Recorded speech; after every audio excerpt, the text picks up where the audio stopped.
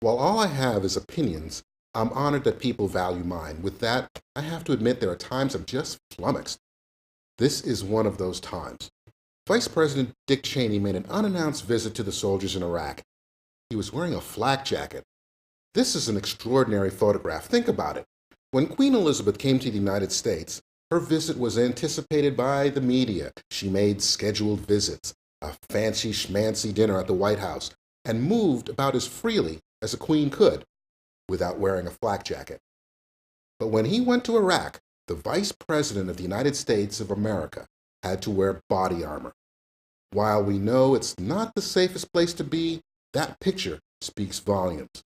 With that, I ask, who are the American politicians to tell the Iraqis how to manage the situation on the ground?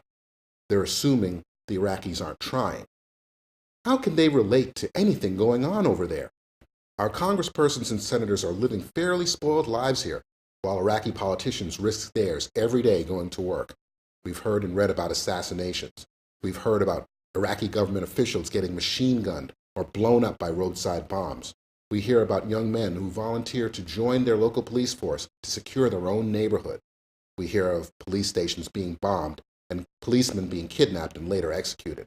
All this while our know-it-all elected officials gripe about how those lazy Iraqis need to do more to help themselves or we'll just up and leave them to the wolves. When was the last time we ever saw an American politician have to wear a flak jacket just to get to Capitol Hill?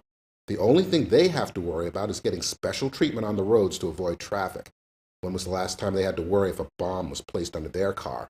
When was the last time they had to be concerned about who may be waiting around the corner with a rocket-propelled grenade?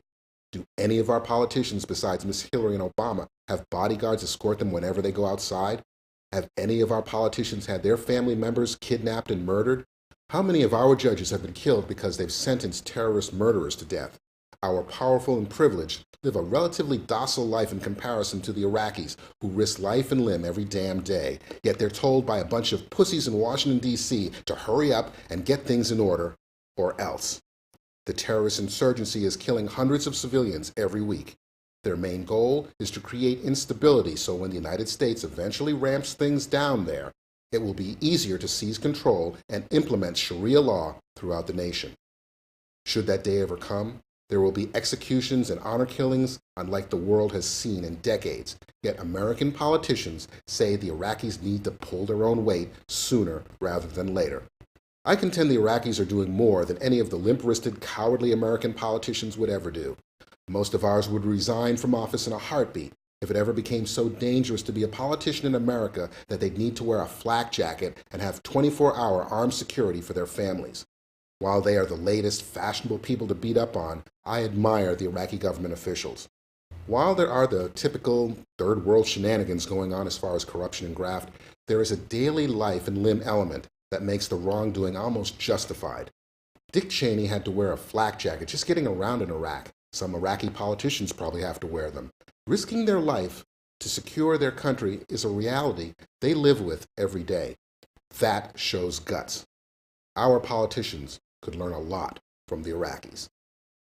Let me preface this by saying I'm not a fan of Alec Baldwin. Last week was not his best, especially when someone leaked a message he left on an answering machine for his daughter, Ireland. Hey, I want to tell you something, okay?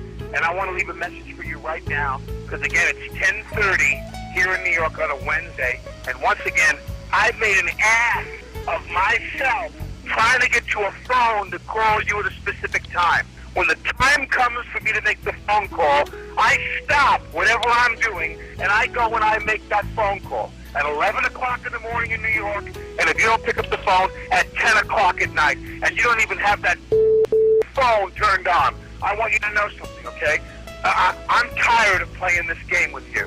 I'm leaving this message with you to tell you, you have insulted me for the last time. You have insulted me. You don't have the brains or the decency as a human being. I don't give a damn that you're 12 years old or 11 years old, or that you're a child, or that your mother is a thoughtless pain in the who doesn't care about what you do as far as I'm concerned. You have humiliated me for the last time with this phone. And when I come out there next week, I'm going to fly out there for the day just to straighten you out on this issue. I'm going to let you know just how disappointed in you I am, and how angry I am with you that you've done this to me again. You've made me feel like and you've made me feel like a fool over and over and over again. And this crap you pull on me with this phone situation that you would never dream of doing to your mother, and you do it to me constantly and over again. I am going to get on a plane, and I'm going to come out there for the day, and I'm going to straighten your ass out when I see you. Do you understand me? I'm going to really make sure you get it. Then I'm going to get on a plane, I'm going to turn around, and I'm going to come home. So you better be ready Friday, the 20th, to meet with me. So I'm going to let you know just how I feel about what a rude little pig you really are. You are a rude, thoughtless little pig, okay? To replay this message. Again, I'm not a fan of Alec Baldwin. Now, while I'm a proponent of fathers' rights, and after talking to two women whose opinions mean the most, I have to conclude I side with Alec on this one.